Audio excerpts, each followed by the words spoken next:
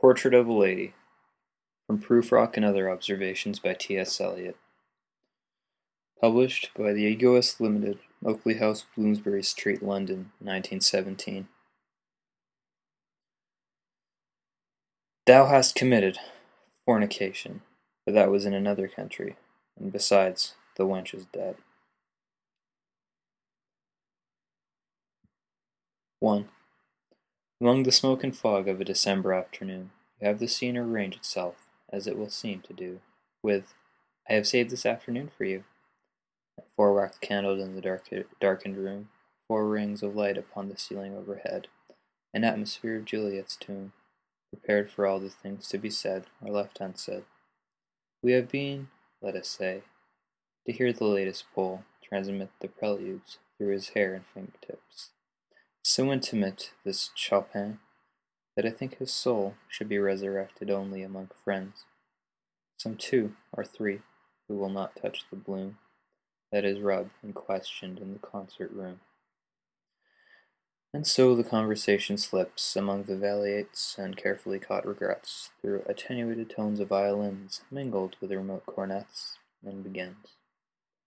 You do not know how much they mean to me, my friends, and how rare and strange it is to find in a life composed so much of odds and ends.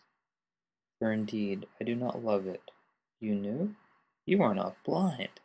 How keen you are! To find a friend who has these qualities, who has and gives those qualities upon which friendships live. How much it means that I say this to you.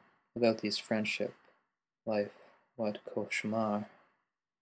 Among the windings of the violins and the ariettes of cracked cornets, inside my brain a dull tom-tom begins absurdly hammering a prelude of its own, capricious monotone.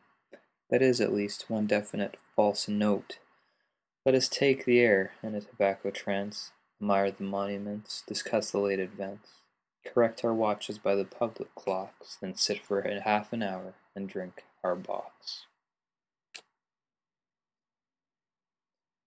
Now that the lilacs are in bloom, she has a bowl of lilacs in her room, and twists one in his fingers while she talks. Ah, my friend, you do not know what life is, you who hold it in your hands, slowly twisting the lilac stalks. You let it flow from you, you let it flow, and youth is cruel and has no remorse, and smiles at situations which it cannot see. I smile, of course, and go on drinking tea. Yet with these April sunsets that somehow recall my buried life in Paris in the spring, I feel immeasurably at peace and find the world to be wonderful and youthful after all. The voice returns like the insistent out of tune of a broken violin on an August afternoon. I am always sure that you understand my feelings, always sure that you feel, sure that across the gulf you reach your hand.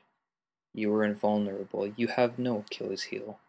You will go on, and when you have prevailed, you can say, at this point, many a one has failed. But what have I, my friend, to give you? What can you receive from me? Only the friendship and the sympathy of one about to reach her journey's end. I shall sit here, serving tea to friends. I take my hat. How can I make a cowardly amends for what she has said to me? You will see me any morning in the park, reading the comics on the sporting page. Particularly, I remark, an English countess goes upon the stage. A Greek was murdered at a Polish dance. Another bank defaulter has confessed. I keep my countenance. I remain self-possessed, except when a street piano, mechanical and tired, reiterates some worn-out common song, with a smell of hyacinths across the garden, recalling things that other people have desired. Are these ideas right or wrong? The October night comes down, returning as before, except for a slight sensation of being ill at ease. I mount the stair and turn the handle of the door, and feel as if I have mounted on my hands and knees. And so you are going abroad, and when do you return? That's a useless question. You hardly know when you are coming back. You will find so much to learn. My smile falls heavily among the bric-a-brac. Perhaps you can write to me. My self-possession flares up for a second. This is as I had reckoned. I have been wondering frequently of late, but our beginnings never know our ends, why we have not developed into friends. I feel like one who smiles and turning shall remark. Suddenly, his expression in a glass, my self-possession gutters. We are really in the dark. For everybody said so, all our friends. All were sure our feelings would relate so closely. I myself can hardly understand. We must leave it now to fate. You will write at any rate. Perhaps it is not too late. I shall sit here, serving tea to friends. And I must borrow every changing shape to find an expression. Dance, dance like a dancing bear, cry like a parrot, chatter like an ape. Let us take the air in a tobacco trance. Well, and what if she should die some afternoon? Afternoon gray and smoky, and evening yellow and rose. Should she die and leave me sitting pen in hand, with the smoke coming down among the housetops, doubtful for a while, not knowing what to feel or if I understand, or whether wise or foolish, tardy or too soon? Would she not have the advantage after all? This music is successful with a dying fall. Now that we are talking of dying, should I have the right to smile?